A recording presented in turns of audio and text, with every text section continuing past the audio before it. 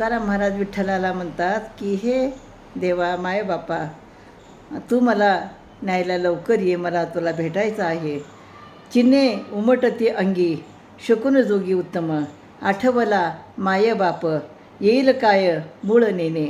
उत्कंठित झाले मन, हीच कोण खून तेथेची, तुका म्हणे कामावारी, आळस घरी कर्मेना.